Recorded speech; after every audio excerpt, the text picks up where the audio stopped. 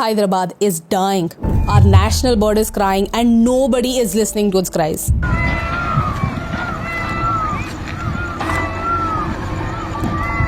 ये वीडियो देखने के बाद मुझे रोना आ गया। मुझसे पूरा वीडियो देखा भी नहीं गया। हैदराबाद यूनिवर्सिटी की 400 एकड़ की जमीन तेलंगाना गवर्नमेंट ऑक्शन करना चाहती है। वो उस एरिया को एक आईटी पार्क के लिए यूज करना चाहती है। मुझे पता है ये वीडियो हमारे बाकी वीडियोस जैसे बिल्कुल नहीं है, इसमें कोई मसाला नहीं है, तो 99% लोग इसे स्किप करेंगे। लेकिन अगर आप उन 1% में से हैं जिन्हें देश की परवाह है, और देश की ही क्यों पूरी दुनिया की परवाह है, तो इस वीडियो को एंड तक देखिए।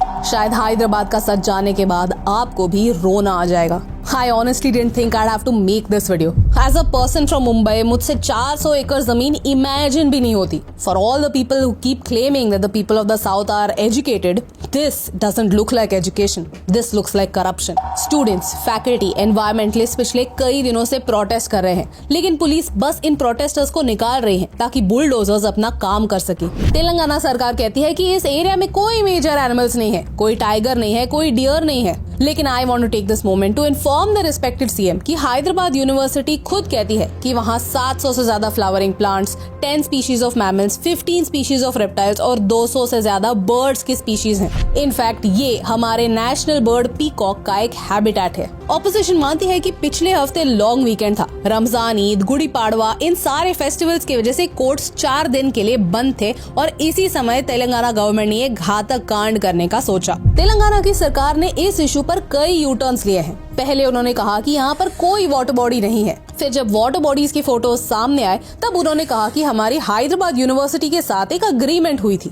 हैदराबाद यूनिवर्सिटी ने खुद ऑन रिकॉर्ड आके कहा कि हमारा सरकार के साथ कोई अग्रीमेंट नहीं है। गवर्नमेंट ने यहाँ कोई सर्वे नहीं किया, उन्होंने सिर्फ टोपोग्राफी को इंस्पेक्ट किया। इस इमेज में आप क्लियरली देख सकते हैं कि कितना डिस्ट्रक्शन गवर्नमेंट ऑलरेडी कर चुकी है। हाई कोर्ट ने ऑर्डर भी दिया कि आप अपना काम रोक दीजिए, लेकिन गवर्नमेंट फिर भी रुक नहीं रही है। पेड़ अभी भी कट रहे हैं। कुछ लोग कहते हैं कि ये लैंड तेलंगाना गवर्नमेंट का है, जिसे उन्होंने एक लंबे लीगल बैटल के बाद वापस ले लिया है। So I started reading up about it. 1970s में तेलंगाना एजिटेशन चल रहा था और पीस नेगोशिएशन के लिए प्राइम मिनिस्टर इंदिरा गांधी ने लोकल लीडर्स के साथ नेगोशिएट किया और उस समय की आंध्र प्रदेश गवर्नमेंट ने एक ऑर्डर पास किया to allocate 2300 acres to the Hyderabad university. For some reasons known best to the people at that time, ये लैंड ऑफिशियली हैदराबाद यूनिवर्सिटी के नाम नहीं की गई। सो टू स्पीक ये लैंड गवर्नमेंट की है, यूनिवर्सिटी की नहीं। 2004 में यही 400 एकड़ IMG भारता को एलोकेट किए थे to build a sports complex with the idea that this was a subsidiary of a US based company.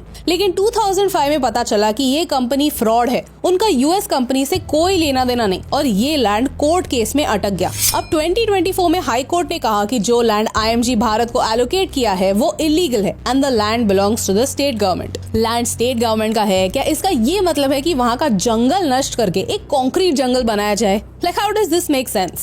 I just cannot understand कि हमारे देश के पॉलिटिशियंस और बाबू लोग कितने बिके हुए हैं। उन्हें भारत के शहरों को यूरोप के शहरों जैसे बनाना है, लेकिन उन्हें यूरोप की सिर्फ ग्लास बिल्डिंग्स ही दिखती हैं, which are an absolute misfit for a hot country like India। उन्हें वहाँ की अच्छी सड़कें, proper footpaths, greenery, parks, national parks, ये सारी चीजें कभी नहीं दिखती।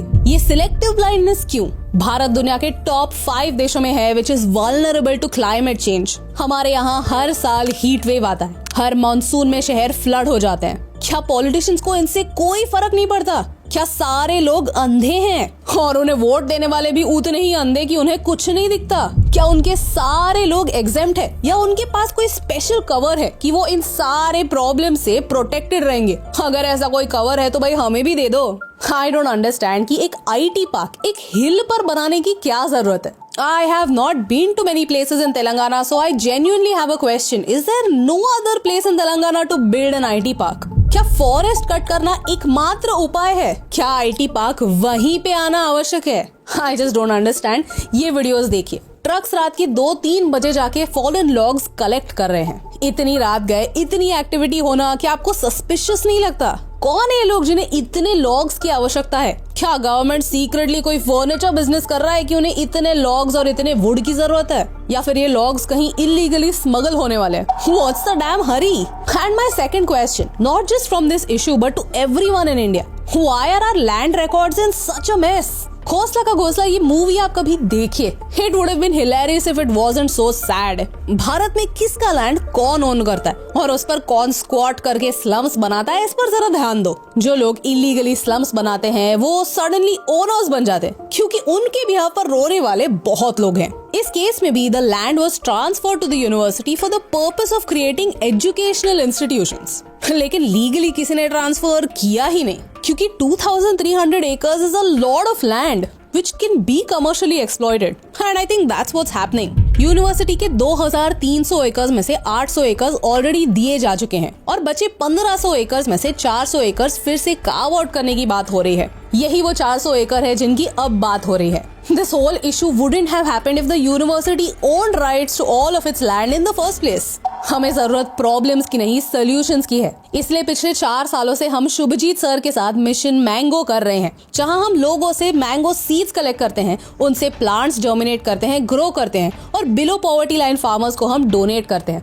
और पिछले 4 सालों में हमने 1,60,000 पेड़ लगाए हैं। भारत में कितने पेड़ कटते हैं ये हमारे हाथ में नहीं है, लेकिन कुछ पेड़ लगाकर इतना तो हम कर ही सकते हैं। अगर आप भी इस साल मिशन मैंगो का हिस्सा बनना चाहते हैं, शुभजीत सर की मदद करना चाहते हैं, तो इस एड्रेस पर अपनी आम की गुठलियां भेजना स्टार्ट कीजिए। हमारे इंस्टाग्राम पर पूरे डिटेल्स आप देख सकते हैं। ये नंबर निराशा के सागर में बस एक बूंद है, मुझे पता है, लेकिन फिर भी मैं चाहूंगी कि और लोग ऐसे प्रोजेक्ट्स शुरू करें ताकि उन्हें पता चले कि एक पेड़ को जर्मिनेट करने में, उसे ग्रो करने में कितनी एफर्ट लगती है, कितना मेहनत लगता है। So that when they know how hard it is to grow a tree, they will think twice और 10 times before cutting a tree. एक पेड़ काट दिया और 10 सैपलिंग्स लगाए, दिस डजंट मेक सेंस। ये सच है। In conclusion I just want to say कि we can't eat money, we can't breathe money, we can't take money with us when we die.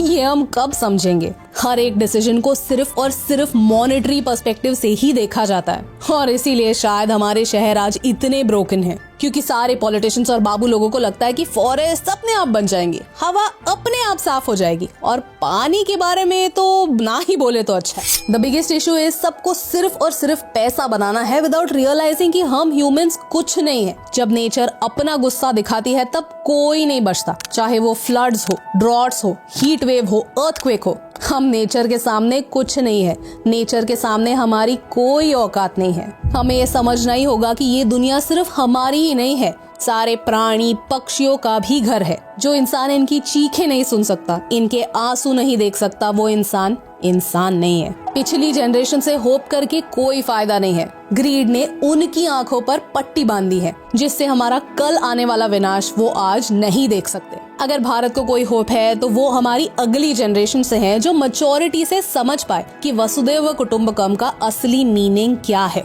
मुझे पता है कि 99% लोग इस वीडियो को एंड तक नहीं देखेंगे और जो देखेंगे वो शायद समझ नहीं पाएंगे, लेकिन अगर आप उस 1% में से है जो दुनिया का दर्द समझ सकते हैं तो इस वीडियो को शेयर कीजिए। इसे अपने दोस्तों और फैमिली के साथ शेयर कीजिए। Tag your favourite celebrities, influencers, leaders, क्योंकि एक के करने से क्या फर्क पड़ता है, लेकिन एक के करने से बहुत फर्क पड़ता है और इन दोनों लाइंस में सिर्फ एक का फर्क है, and that's the reason why फर्क पड़ता है।